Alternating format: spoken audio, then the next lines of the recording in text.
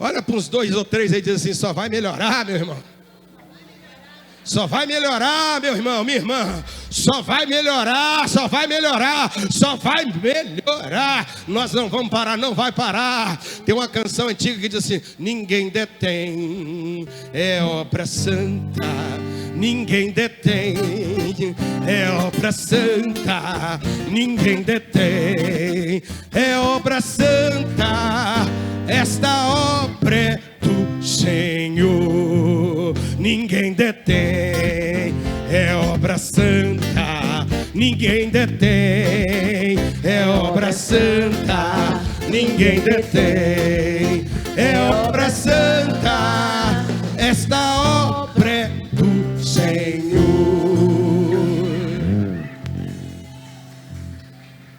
Ninguém para, irmãos. Ninguém para a igreja de Cristo. Eu tenho dito isso: se Satanás pensou que a igreja ia se intimidar, ele está mais ou menos enrolado, porque nós não vamos parar. Escuta o que eu estou te dizendo. Alamassude Candaraia. Abra sua Bíblia comigo. 2 Pedro, capítulo de número 3. Irmãos, a presença de Deus é perceptível nesse recinto. Há uma atmosfera de glória aqui. Deus pode arrebatar pessoas aqui se você permitir que o Espírito Santo te conduza. Deus pode revelar, Deus pode batizar, Deus pode curar, Deus pode animar, Deus pode sarar, Deus pode salvar. A mão do Senhor não está encolhida para que não possa salvar, nem os seus ouvidos agravados para que não possa ouvir. Deus está aqui. É culto de ensinamento. É no culto de ensinamento que Deus opera a palavra. William, Atos dos Apóstolos, capítulo de número 14. Paulo estava ensinando quando tinha um homem coxo, irmã Nailda, escute isso. E ele virou para aquele homem coxo e diz assim: em nome de Jesus, eu te ordeno, levanta e anda. E a Bíblia diz assim que ele, ó, colocou de pé. A coisa foi tão forte, mas tão forte, que era um sábado. Os judeus chegaram para ele e falaram: rapaz, o sermão foi bom demais, hein? Prega de novo. Prega de novo.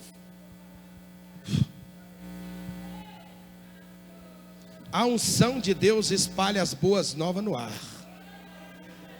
2 Pedro, capítulo de número 3, verso de número 14. Quem achou, dá um glória a Deus aí. Kelimara, por favor, manda essa porta para nós fechada, essa daí. A da frente aberta, a do fundo fechada. As portas dos fundos da igreja está fechada. Entrou, não sai mais. Aleluia. 2 Pedro 3,14 está escrito assim: por essa razão, pois, amado, esperando estas coisas, empenhai-vos por seres achado por ele em paz, sem máculas, irrepreensíveis, e tendo por salvação a longanimidade de nosso Senhor, como igualmente o nosso amado irmão Paulo vos escreveu, segundo a sabedoria que lhe foi dada. Ao falar desses assuntos, como de fato costuma fazer em todas as suas epístolas, nas quais há certas coisas difíceis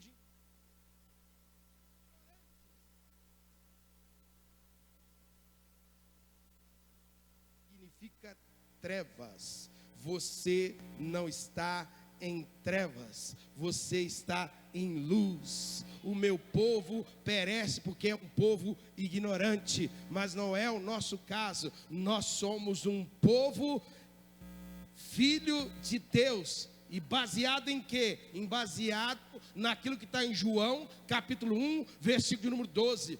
Todos quantos creram, foi-lhe dado o direito de ser chamado filho de Deus. E o mesmo João diz que no princípio ele era o verbo, e o verbo era, e ele era a luz dos homens. Se Jesus é luz, nós também somos, que nós somos irmão dele. Então olha isso aqui, irmãos, olha, ó, que os ignorantes e estáveis deturpam, como também deturpa as demais escrituras para a própria destruição deles. Vós, pois, amados, prevenidos como estáis, de antemão, acautelai-vos, não suceda que, arrastado pelo erro desses insubordinados, descaiais da própria firmeza. Antes, crescei na graça. Preguei domingo de manhã, preguei ou não preguei? Graça. Crescer aonde? Na graça. A segunda coisa, preguei de noite, conhecimento. E conhecereis a verdade, e a verdade vos libertará. De manhã eu falei de graça, de noite eu falei sobre o conhecimento que liberta. E disse William que tem como ser povo de Deus e ser pessoas destruídas e fracassadas na fé. Mostrei dentro da palavra que é possível. Oséias 6,4: o meu povo perece por causa de quê? Por ser ignorantes na mente. Olhe para essa pessoa e diga assim: só vai melhorar. Tu é povo de Deus, mas você não vai ser destruído. Diga assim: eu não quero ser só povo. Porque tem povo, concorda comigo que tem crente vivendo dentro da igreja pior do que mendigo? Por favor, se não tiver um glória a Deus, um aleluia, eu fico perdido. Existem pessoas que estão dentro da igreja que vivem pior do que mendigo? São povo de Deus, mas estão sendo destruídos porque lhe falta o conhecimento. Lhe falta o entendimento que Deus é poder para transformar. Onde Jesus chega, o mal tem que sair. É engraçado, eu não preparei essas coisas. De manhã eu falei sobre graça. De noite Deus me deu a palavra do conhecimento. E conhecereis a verdade, e a verdade vos libertará. A verdade que nos liberta. E aqui ele está dizendo: antes crescei aonde? Na graça e no conhecimento de nosso Senhor e Salvador Jesus Cristo. A Ele seja a glória, tanto agora como no dia eterno. Você pode dar uma salva de palmas para Jesus? Equipe de louvor, por favor. Som. Glória a Deus. E nós vamos continuar ministrando graça. Amém? Falando da graça. Fala para o seu irmão assim: porque estais debaixo da graça. Vou repetir para quem não entendeu ainda. Porque estais debaixo da graça, e não debaixo da lei. O pecado não terá domínio sobre vós. Aí a Bíblia vai dizer assim: considerai-vos mortos para o pecado e vivos para Deus. Amém. Vamos falar isso em canção? Vamos lá. É só esse trechinho, ó. Porque estás debaixo da graça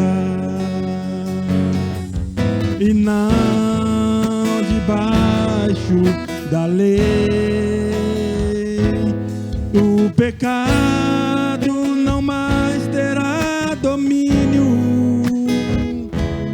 sobre vós, sobre vós. Considerai os mortos ao pecado e vivos para Deus. Os irmãos aprenderam? Vamos de novo para fixar? Porque estás debaixo da graça e não debaixo da lei. O pecado não mais terá domínio sobre vós, sobre vós. Considerai-vos mortos ao pecado e vivos para Deus. Considerai-vos mortos ao pecado e vivos para Deus.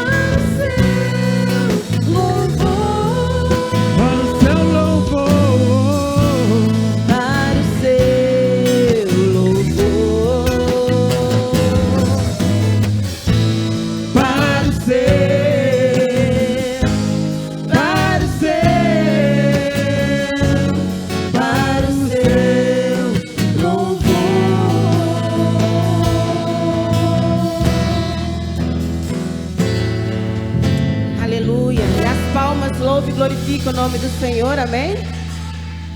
Porque Ele já se faz presente no nosso meio. E o melhor lugar para a gente poder estar, com certeza, é na presença dEle, amém?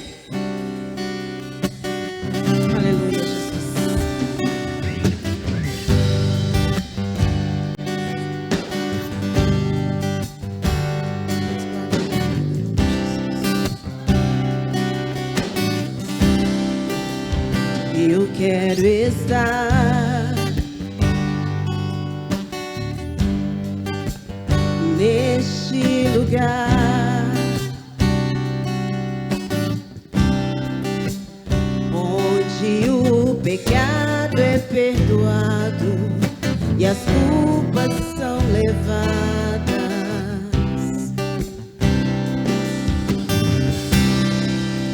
Eu quero estar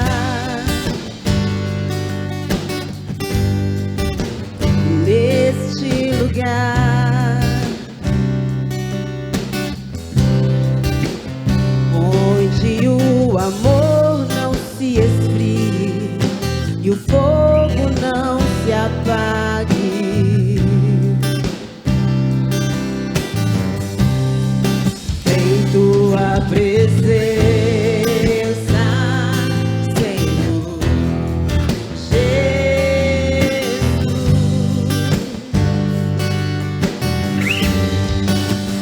tua presença,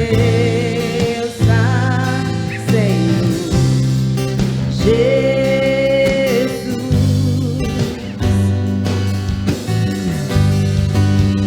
Santo Espírito, eu me rendo ao teu agir. Meu anseio é permanecer em teu amor, em tua presença, Senhor, em tua presença, em tua presença, Senhor, em tua presença.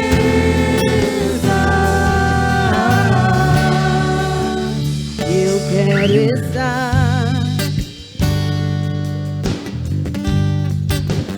neste lugar, onde o amor não se corrompa, riquezas não me seguem.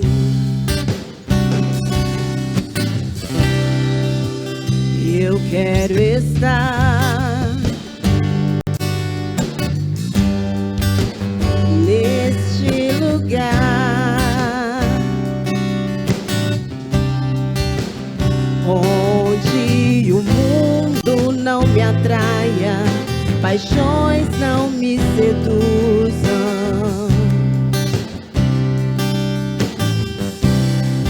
Em tua presença, Senhor Jesus,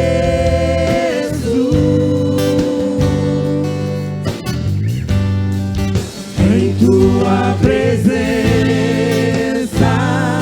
Senhor Jesus.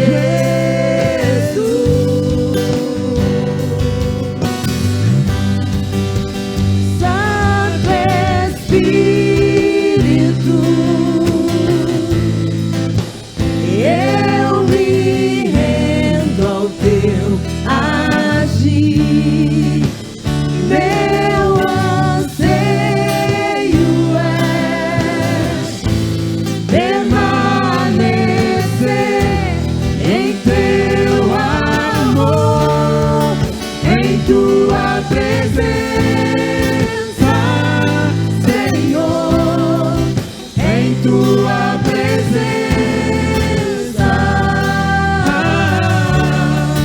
em tua presença, Senhor, em tua presença.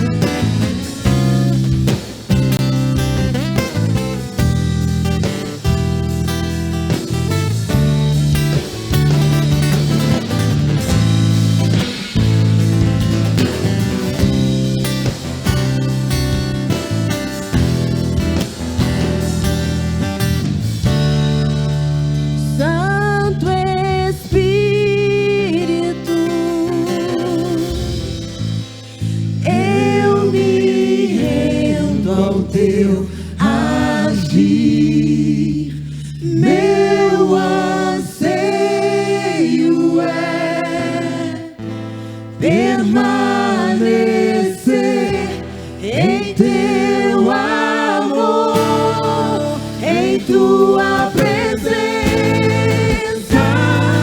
Senhor, em tua presença, em tua presença, Senhor, em tua presença.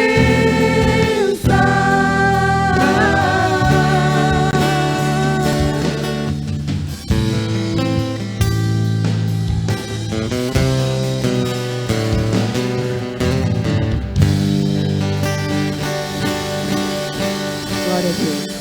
Aleluia! Em tua presença, Senhor, é onde todos nós queremos estar.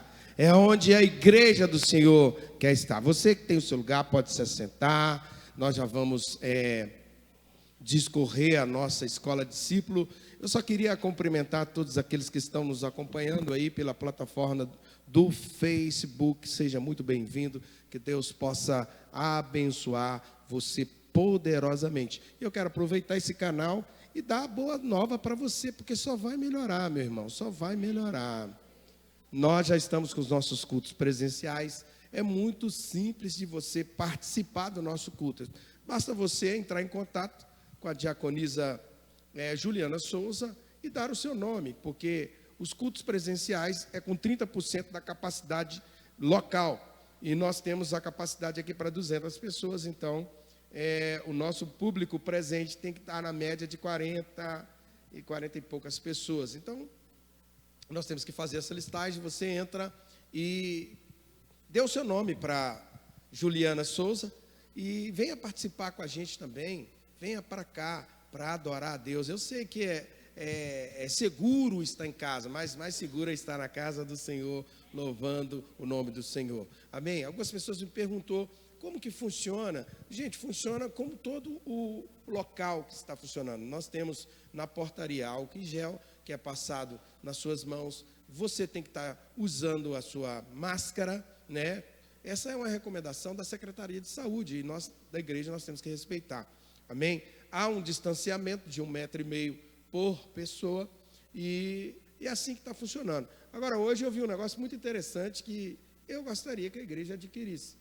Quando a gente vai agora ao supermercado, tem um aparelho, que eu não sei como que chama, que você não coloca nem a mão, você pisa e o álcool gel já sai ali na sua mão, para não ter ninguém. Eu achei interessante. O custo dele, se eu não me engano, eu até mandei o preço lá, quem lembra, hein? R$280 dividido em 3 vezes. Eu estou com vontade de adquirir, porque, deixa eu te dizer uma grande verdade. Esse vírus, nós vamos ter que aprender a conviver com esse tipo de coisa. Então, provavelmente a gente vai ter que ter algumas, chama totem, né? Totem de álcool gel. Ele custa aí R$280. Eu até coloquei lá para os nossos obreiros, que talvez alguém queira doar, e a igreja está de portas abertas para receber a doação. Se alguém quiser doar, viu? R$280, divide de 3 vezes. Eu achei interessante, porque você não coloca a mão nem nada. Você chega, já pisa, já sai aquele álcool gel na sua mão, já está liberado, está com a máscara. Os obreiros só vai estar ficando com... E aqui na igreja é legal, viu? Porque aqui nós é fogo puro, então já mede o negócio, já dá 500 graus de puro fogo santo e poder, vai fazer enfermidade desaparecer. Aquele termômetro ali, ele mede 500 graus. Se não tiver com 500 graus, entra para a sala de intercessão com as irmãs, aquece, depois entra. Não entra crente frio, não, tá entendendo? O termômetro aqui não é para medir se você tem Covid, não. É para medir se você está na temperatura espiritual certa. É interessante, né? Que a sala de intercessão já fica logo na entrada. Se o crente entrou frio, a gente já entra ali, já ora, já entra para o culto, fogo puro. Será que eu posso ouvir um amém ou não? Amém? Então é isso, você pode participar. A igreja está bem preparada para você ficar seguro aqui. Sem perca de tempo, irmão, hoje é o nosso culto de ensinamento da palavra de Deus. E hoje nós queremos ouvir a nossa irmã Diaconisa Michele Nunes.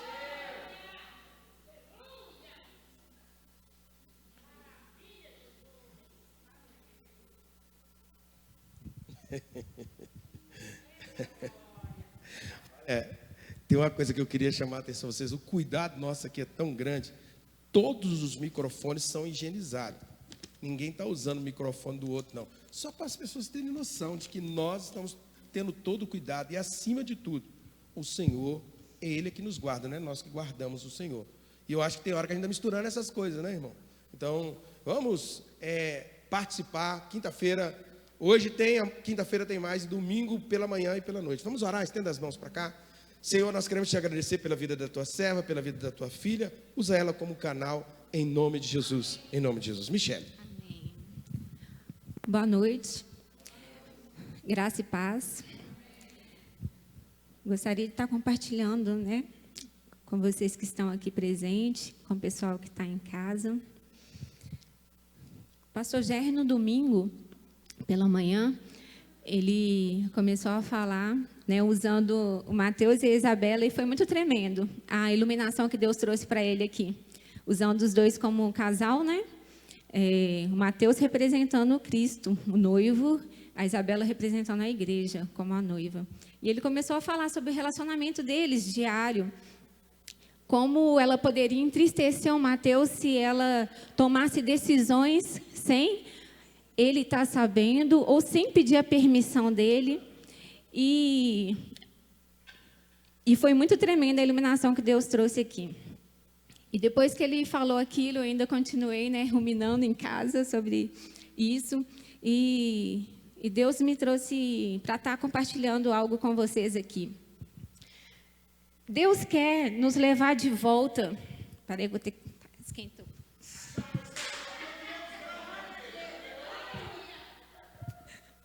Não vou aguentar ficar com a jaqueta, não.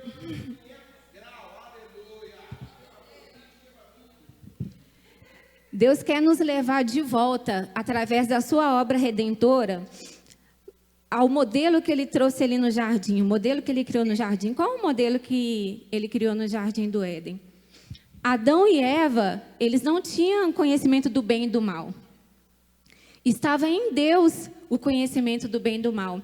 Então, para eles, tudo o que eles faziam partia de Deus. Deus era o centro para eles. Deus era o centro. Então, eles se moviam, eles agiam diante das ordenanças de Deus. Deus era a autoridade e o que Deus liberava para eles ali, eles viviam a partir daquilo ali. E o que Satanás quis fazer? Deus quis que eles desobedecessem à autoridade. Satanás quis implantar no homem a mesma raiz que nasceu nele lá no céu, quando ele se rebelou contra Deus, quis ser como Deus, e essa mesma raiz de rebeldia ele implantou no homem no Éden. E é isso que a gente enfrenta até hoje. Antes, Adão e Eva não conheciam o que era bem ou mal. Estava em Deus isso, e eles agiam diante da ordenança de Deus. Depois que eles pecaram, eles começaram a ter entendimento. A palavra fala que eles se envergonharam de estarem nus. Antes eles não tinham noção disso, que eles estavam nus, não tinham noção de nada. Eles viviam diante, Deus era o medidor para eles, entende? Deus que trazia para eles o senso do bem, do mal, do certo e do errado, mas eles viviam ali naturalmente, sem ter essa percepção. E depois que eles pecaram, o homem começou a querer ser o seu próprio medidor do que é o bem e do que é o mal. O homem não quer mais atribuir isso a Deus. O homem não quer mais atribuir a autoridade de Deus para reger a sua vida. Ele quer decidir o certo e o errado. Ele quer decidir o que é o bem e o que é o mal para ele, o que é certo e o que é errado para ele. E nós lidamos com isso todos os dias. Mas Deus está nos chamando. A obra regeneradora de Deus foi para nos levar de volta ao modelo do Éden. Para que nós vivêssemos de acordo com as ordenanças, a autoridade suprema de Deus. Ele é o nosso medidor. Ele é o nosso medidor do bem, do mal, do certo e do errado. A palavra, ele instruiu, deixou a palavra, iluminou, né, pessoas para estar, homens inspirados para estar escrevendo aqui um aferidor de medida para a gente. Do que é o bem, do que é o mal, do que é o certo, do que é o errado. Então, assim, domingo de manhã foi tremendo o que Deus trouxe aqui através do pastor Jair. Então, eu queria falar um pouquinho sobre a autoridade espiritual. A autoridade espiritual não é conquistada por esforços humanos. A autoridade espiritual, ela é concedida a Deus, a quem Deus quer. Deus que delega, Deus concede. Não é você que escolhe, não é você que decide, não é pelo seu esforço. O pastor Jair, ele não escolheu ser pastor. Deus, ele outorgou ele, Deus que deu para ele a autoridade espiritual, constituiu ele como líder, como pastor. Então, hoje, nós devemos ser submissos, sujeitos, subordinados a ele como autoridade espiritual neste lugar, e ele ser subordinado e submisso a Deus como autoridade sobre a vida dele.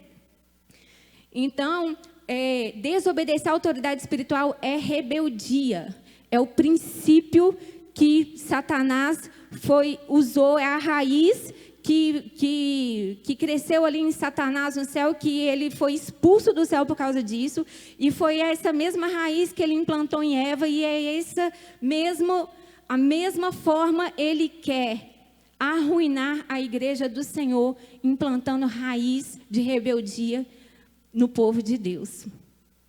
Então, Deus está nos chamando para voltar ao Éden, para sermos simples, como Adão e Eva era antes do pecado. Para deixar que Deus seja o nosso aferidor de medida, que Deus decida o bem, o mal, o certo e o errado sobre as nossas vidas. Eu quero que vocês abram em Levítico 10.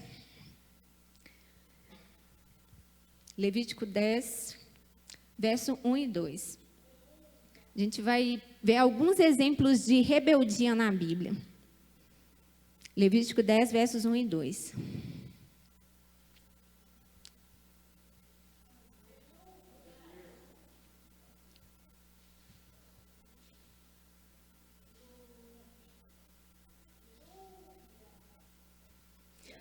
O pecado de Nadab e Abiú.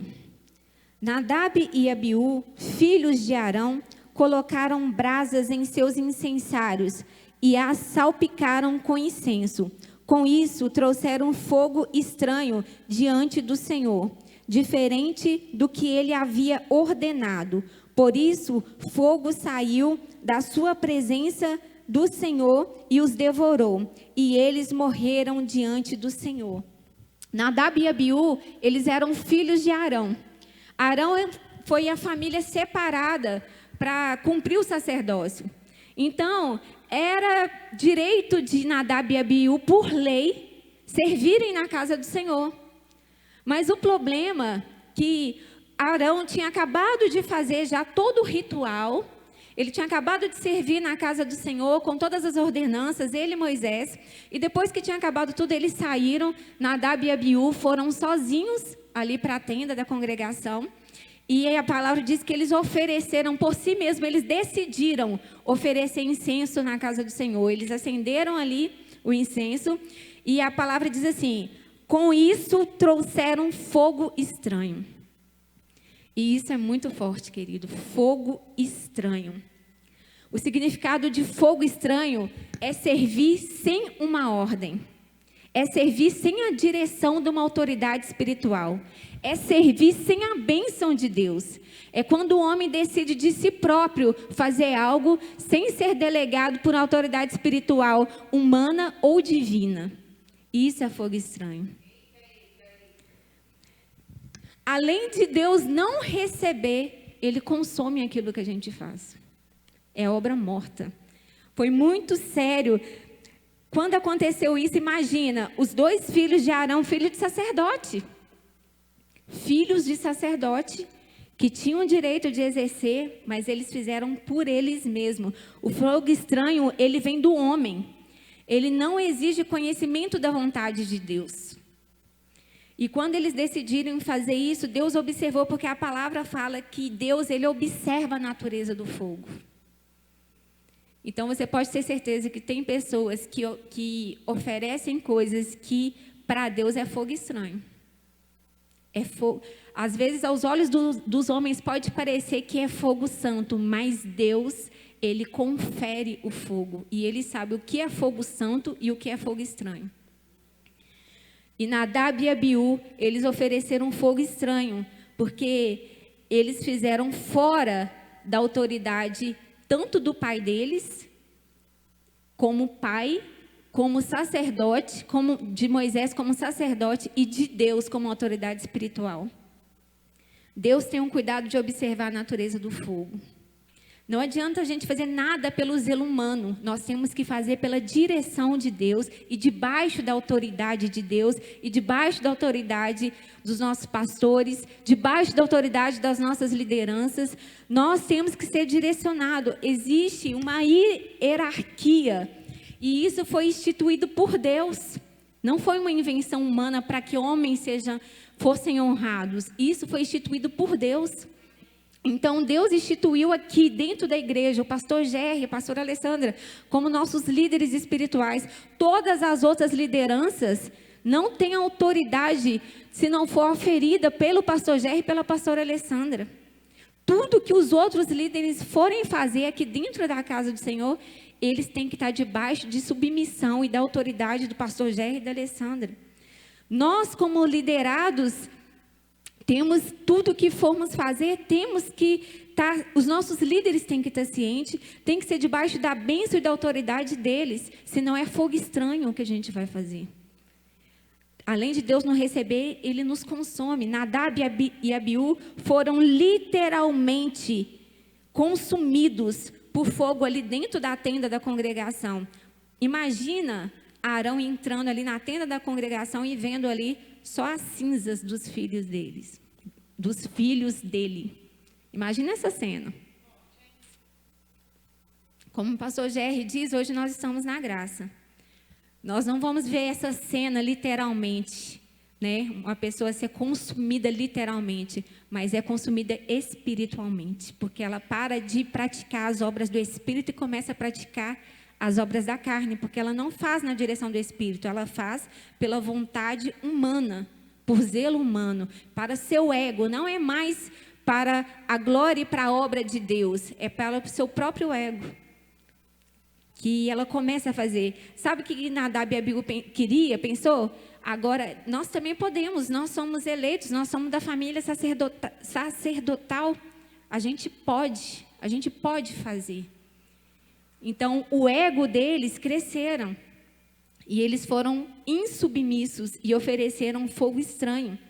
Todos nós aqui devemos estabelecer o padrão de autoridade, sermos submissos, para que a gente não possa oferecer um fogo estranho. Os liderados do William têm que ser submissos a ele. Tudo aqui rege por forma de liderança. A Giovana, o Micael e o Oséias têm que ser submissos ao Joel. Não importa se a gente tem algo contrário contra as pessoas que são líderes. Davi, ele tinha ali Saul como líder dele, e Saul estava fazendo tudo errado. Saul queria matar ele. Ele teve chance de fazer algo contra Saul, mas ele falou assim: eu não vou tocar no ungido do Senhor. Não importa se uma liderança está fazendo algo errado, ele é ungido do Senhor e ninguém tem o direito de tocar. Nós temos que ser submissos até o fim. Então, tudo que o Oséias, que o Micael e que a Giovana for fazer, o Joel tem que estar sabendo. Ele é líder deles, ele que controla tudo, eles são liderados. Então, tudo na casa do Senhor tem que funcionar debaixo de autoridade espiritual, porque senão o que você fizer vai ser fogo estranho. Tudo que nós fizermos vai ser fogo estranho. Tudo que fizermos para o nosso ego é considerado fogo estranho. Gênesis 9, 20 a 27.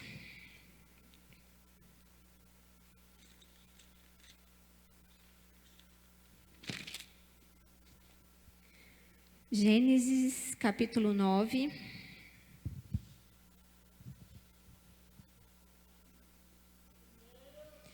(20 a 27).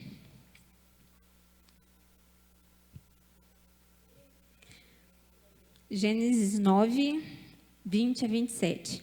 Depois do dilúvio, Noé começou a cultivar o solo e plantou uma videira. Certo dia, bebeu do vinho que ele próprio havia produzido, ficou embriagado e foi deitar-se nu em sua tenda. Cão, pai de Canaã, viu que seu pai estava nu e saiu para encontrar os seus irmãos. Então, Sem e Jafé pegaram um manto e o colocaram sobre os ombros. Em seguida, entraram na tenda de costas e, olhando para o outro lado, a fim de não ver a nudez do pai, cobriram com um manto. Gostaria que vocês prestassem atenção aqui. Esse tema aqui fala, esse versículo aqui fala sobre a rebeldia de Cão contra seu pai. Aqui é um exemplo assim bem forte, porque Noé, vocês pensam que Noé estava errado? Estava. Noé estava errado. Noé se embebedou a ponto de tirar a roupa e ficar peladão, como diz a música, nunca a mão no bolso. Pelado, nunca a mão no bolso. Então, Noé estava errado. Ele, deu uma desvirtuada ali, ficou alegre demais depois que acabou o dilúvio, porque ele ficou, imagina você ficar 40 dias e 40 noites preso dentro de um barco com aquele monte de animal. Então, quando ele saiu ali, ele quis festejar, Era o primeiro dia que ele tinha acabado ali o dilúvio. E ele quis festejar, mas a Bíblia falou que ele se embriagou ao ponto de tirar toda a roupa. E naquela época, irmãos, era muito rígido isso. Era muito respeitoso essa questão. Um filho não poderia ver o seu pai nu de forma alguma. Hoje em dia é mais comum isso, mas naquela época era muito rígido isso.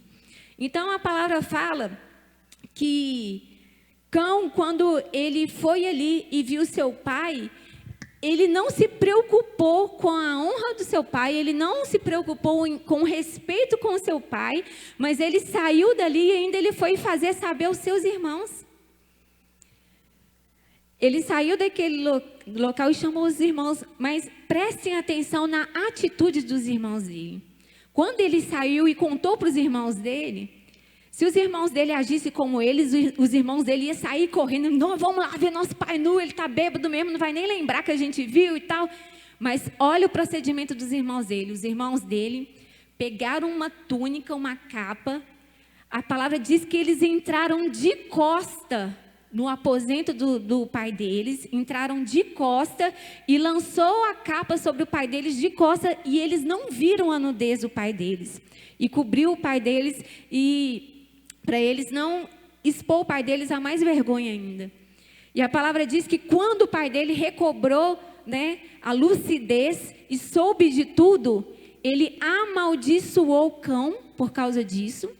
Isso foi muito sério, porque naquela época uma palavra, até hoje, mas naquela época era mais, a palavra de um pai liberada de bênção ou maldição era muito pesado, muito pesado. Então, Noé, ele libera uma palavra de maldição, falando que Cão seria escravo. Cão seria maldito e escravo. Aqui no verso que a gente leu, cadê?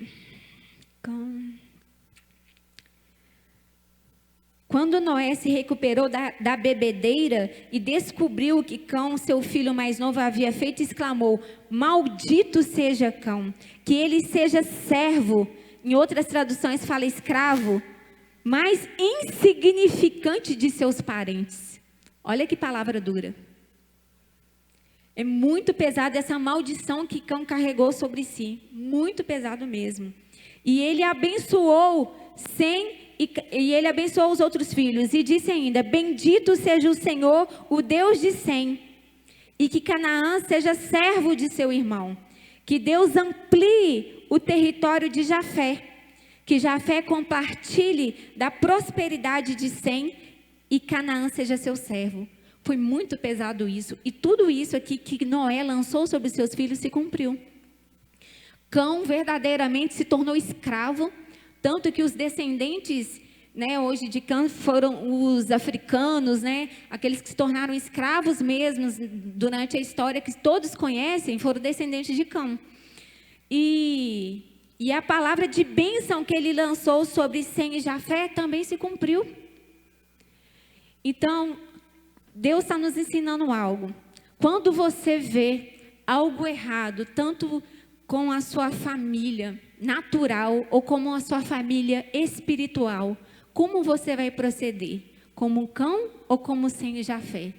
Quando você vê uma queda do seu irmão, quando você vê uma falha do seu irmão, quando você vê seu irmão se deslizar, você expõe a vergonha dele como Cã? Ou você, como Sem e Jafé, protege o seu irmão? Protege a nudez, protege a queda, protege ali o deslize que ele teve. Como que nós agimos? A gente tem agido como Cã ou a gente tem agido como Sem e Jafé? A gente tem exposto a vergonha do nosso irmão, a gente tem exposto o erro, a gente tem exposto o deslize dele, a incoerência, ou a gente tem feito como Cã e Jafé? A palavra nos ensina que um recebeu uma palavra de maldição e se tornou escravo, e os outros dois receberam uma palavra de bênção e foram prósperos na terra. Porque tudo que acontece, quem ia prestar contas, Noé iria prestar contas com Deus, da atitude dele de ter se embebedado, de ter ficado nu, ele ia prestar contas com Deus. Nós temos, é diferente, né? Não é também para passar a mão no erro, né? A pessoa que está no erro não é para encobrir e passar a mão, não é isso que eu estou falando. A gente tem que ter sabedoria para compreender a palavra. Não é sobre isso.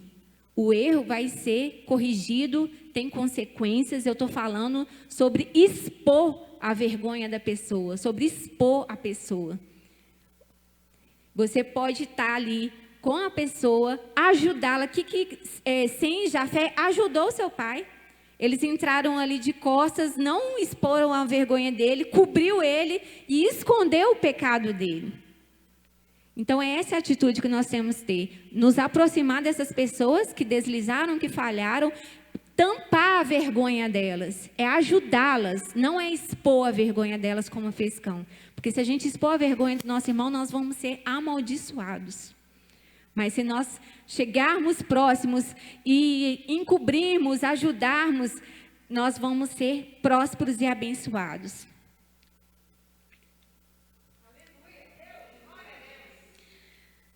A queda do irmão vai revelar o nosso caráter.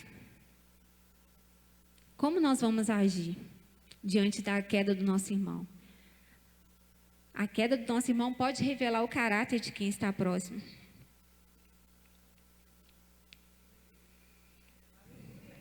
Aquele que não sujeita a autoridade torna-se escravo de quem obedece à autoridade. Cã, ele se tornou escravo de Sem e Jafé, que obedeceram à autoridade. Agora eu quero falar de outra passagem na Bíblia, que é Números 12.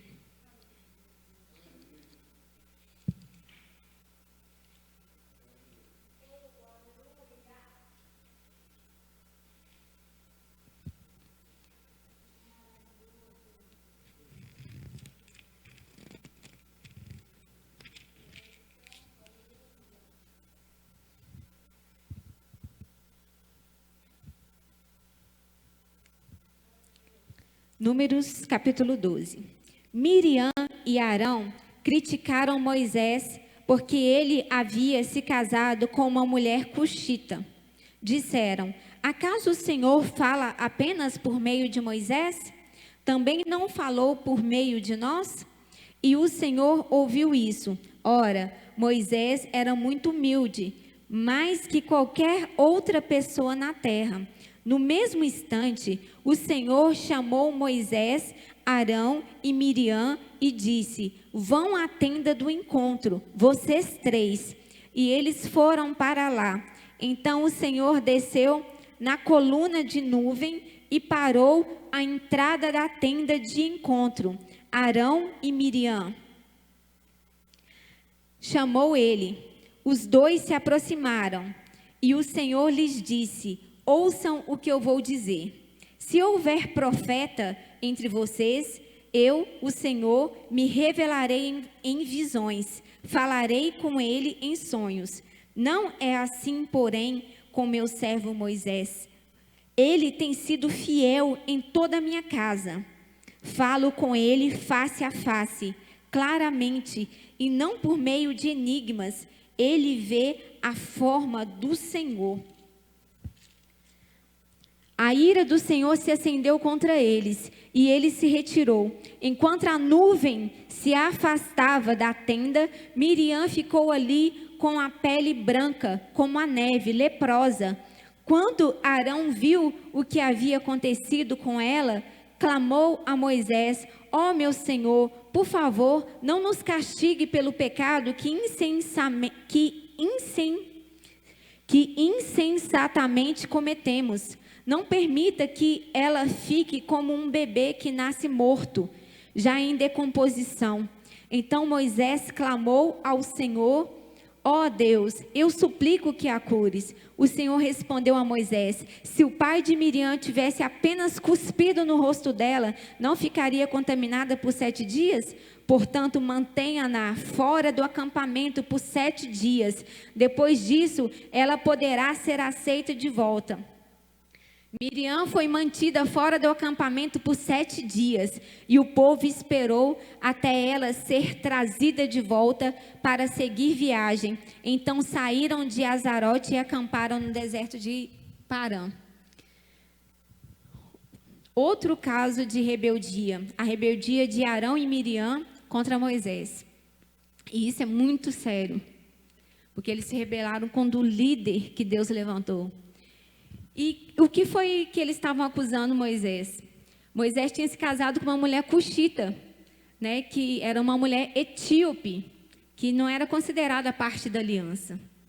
Mas Moisés casou com ela quando ele estava fora, né, no deserto, e Deus aprovou esse casamento. Mas os irmãos dele, Arão e Miriam, não aceitavam isso. E eles começaram a questionar e falar assim: ah, por que Deus fala com Moisés? Moisés casou com essa mulher que não faz parte da aliança.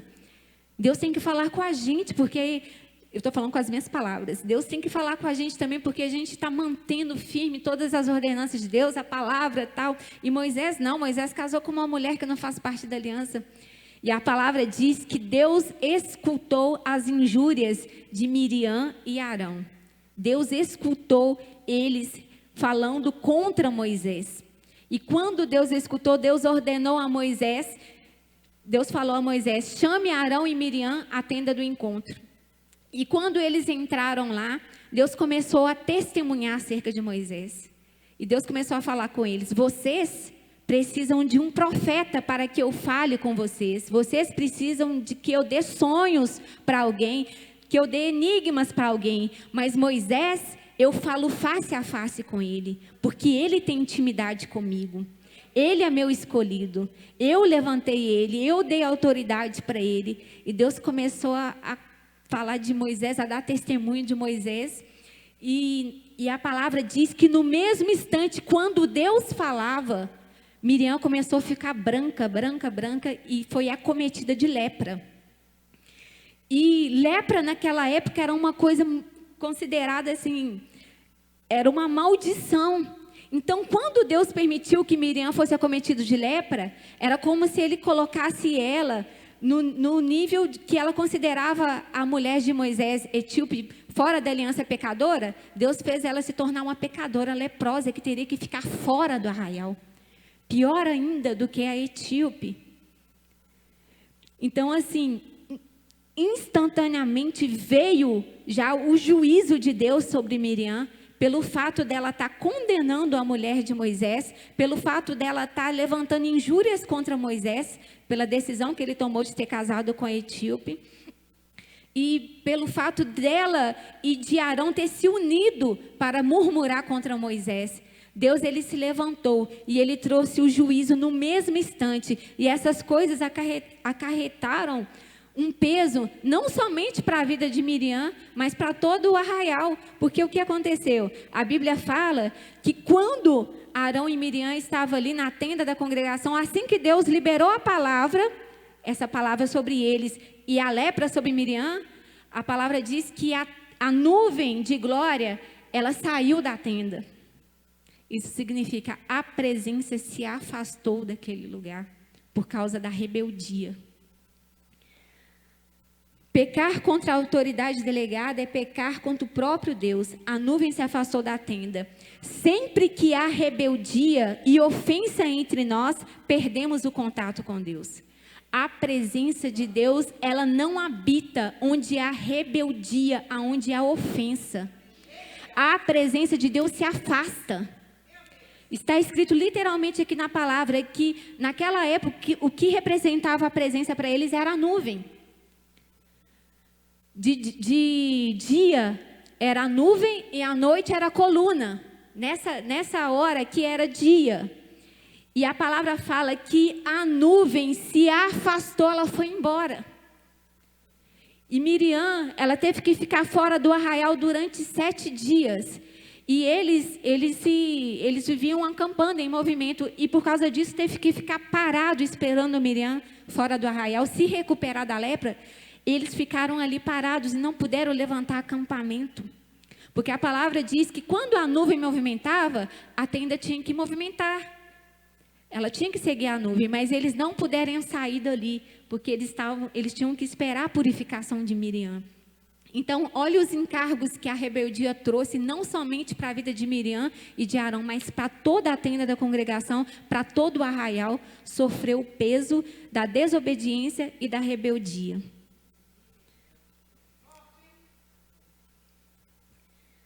Sempre que há rebeldia e ofensa entre nós, perdemos o contato com Deus. A tenda ficou parada, a obra não avança. A obra não avança onde há rebeldia, ofensa e desobediência.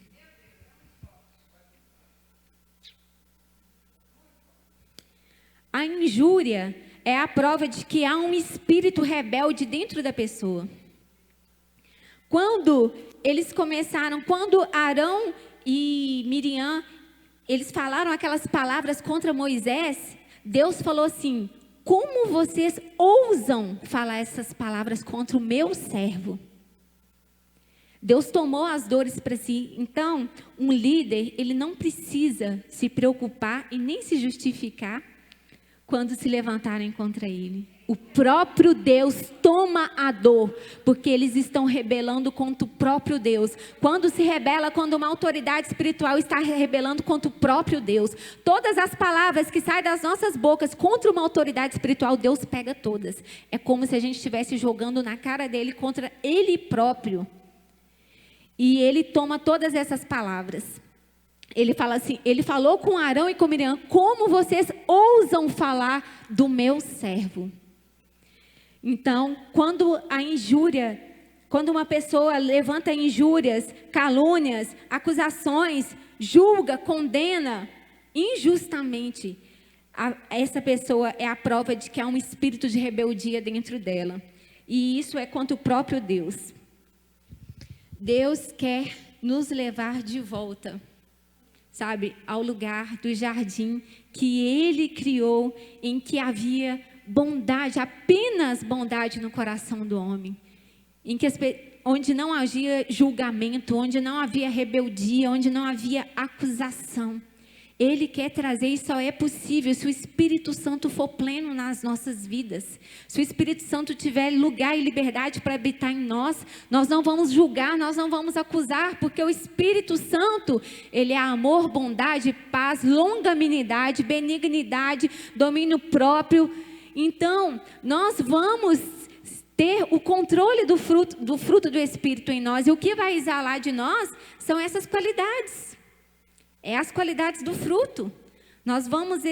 O que vai exalar de nós é a paz, o que vai exalar de nós é a longanimidade, o que vai exalar de nós é o amor. E nós não vamos deixar que raiz de rebeldia cresça em nós. Porque não tem como duas coisas habitar no mesmo corpo. Ou habita o Espírito, ou habita a rebeldia. Não tem como rebeldia habitar onde há o Espírito. Não tem como. Então, as situações que ocorrerem à nossa volta vão denunciar o que está dentro de nós. as nossas atitudes, mediante as situações que acontecem à nossa volta, vai denunciar o espírito que está em nós. Qual espírito que estamos carregando? O Espírito Santo ou o espírito da rebeldia?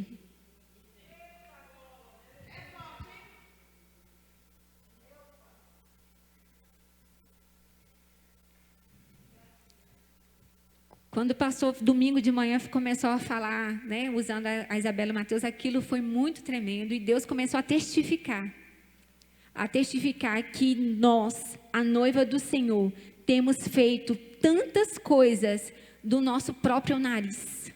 A gente tem tomado decisões sem consultar Ele, sem a submissão, sem estar debaixo da submissão dEle, sem estar debaixo da autoridade dEle. Nós decidimos e fazemos o que queremos.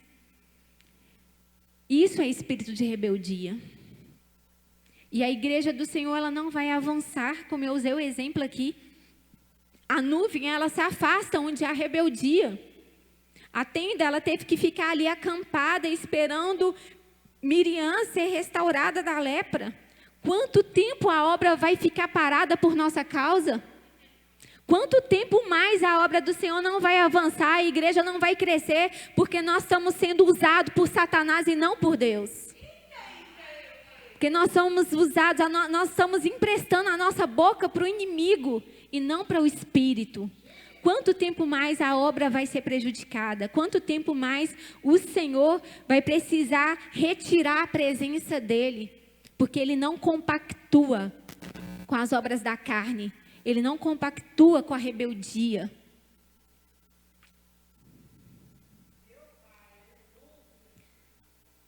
Então o Senhor está nos chamando para um tempo de arrependimento, para um tempo de revermos as nossas atitudes, a um tempo de conserto. Porque foi o que aconteceu com Miriam. Miriam, ela ficou 7 dias separada, sendo restaurada. Deus não condenou e matou ela.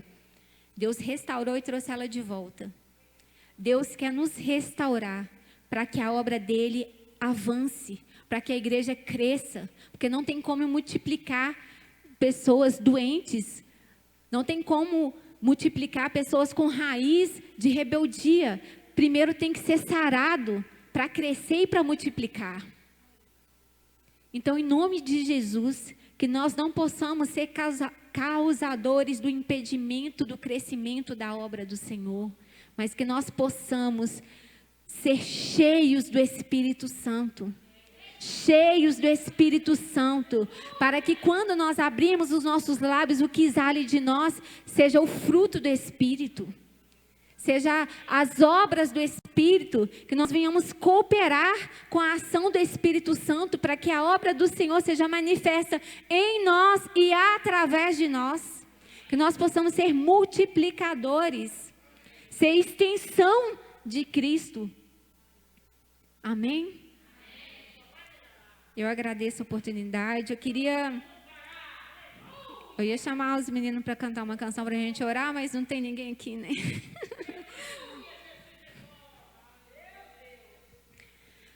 Senhor, nós te exaltamos e te glorificamos por essa oportunidade de estarmos aqui, Pai. O Senhor é santo, o Senhor é fiel. A tua palavra diz: sede santo como o Senhor nosso Deus é santo. Sede santo em toda a vossa maneira de viver. Que o Deus da paz vos santifique em tudo, corpo, alma e espírito. Que nós possamos ser lavados, purificados, santificados, em nome de Jesus, Pai, para que nós possamos exercer aquilo que o Senhor nos chamou, Pai, para ser luz. O Senhor nos tirou das trevas e nos trouxe para a sua maravilhosa luz, a fim de nós proclamarmos. O Senhor nos fez raça eleita, sacerdócio real, propriedade exclusiva. Se nós somos propriedade exclusiva do Senhor, nós não temos mais o direito de fazer o que nós queremos. Nós somos tua propriedade. Nós temos que fazer o que o Senhor quer, o que o Senhor ordena, o que o Senhor está nos estimulando, a tua igreja, a tua noiva. Deus, em nome de Jesus, tira de nós toda a carnalidade, tira de nós, Senhor, todo espírito espírito de rebeldia. Tira de nós, Pai querido, que nós possamos nos encher do Espírito, e sermos movidos pelo Espírito, ó Pai. Que nós só podemos ser filhos se formos guiados pelo Espírito. Deus, em nome de Jesus, Pai amado, que nós venhamos receber a sua correção e andarmos diante da orientação do Espírito Santo em nossas vidas. Em nome de Jesus, Pai, nós não aceitamos mais o agir do inimigo, implantando em nós sementes, Pai amado, de rebeldia. Em nome de Jesus nós não aceitamos. Nós vamos ser movidos pelo Espírito da obediência. Em nome de Jesus, o teu reino vai crescer. Nós vamos multiplicar pessoas saudáveis, pessoas curadas, pessoas cheias do teu Espírito Santo. A tua obra vai crescer, não vai parar. Em nome de Jesus nós profetizamos nesta noite, Pai. Amém. Aleluia. De sorte que haja em nós o mesmo sentimento que houve em Cristo Jesus. De sorte que cada um de nós ande nas pisadas que andou Jesus Cristo. Vocês precisam entender isso, nós precisamos entender isso. Jesus não foi como uma ovelha, aquelas que dava coice, não. Ele disse que ele foi como ovelha.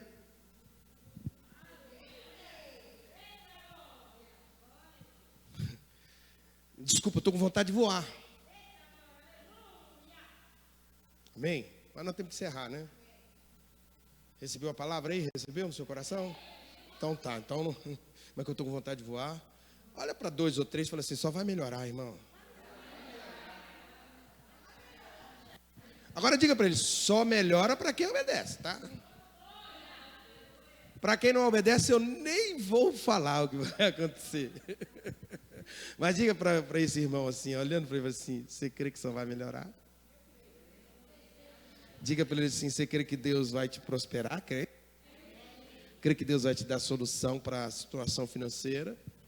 Se tem um negócio que está oprimindo e adoecendo pessoas, é a questão financeira. Porque esse momento tirou, às vezes, o recurso, o trabalhar de cada um. Mas olhe para o teu irmão e diga assim, só vai melhorar. Sabe por quê? Ele é o teu pastor. E nada te faltará. Quinta-feira tem mais. E só vai melhorar. Esperamos por você. Quinta-feira, culto dos vitoriosos, 19h30. Nosso preleitor, pastor Nilvan Amorim, vai estar ministrando a poderosa e eficaz palavra de Deus aqui nesse lugar. Esperamos por você. Que o amor de Deus Pai, a graça de Deus Filho e a doce consolação do Deus Espírito Santo seja com todos, e todos dizem, amém. A vitória é nossa. Se Deus é por nós, então diga ao fraco, amém, meus irmãos, está encerrado. Deus te abençoe. Vá para casa, use a máscara, passe álcool em gel. Aliás, eu descobri que o álcool em gel nosso aqui é o melhor. Eu falei do negócio que estava melando, mas diz que esse é o bom. Então, esse melado é o mel de Jesus, da terra que mana leite e mel sobre nós. Deus abençoe.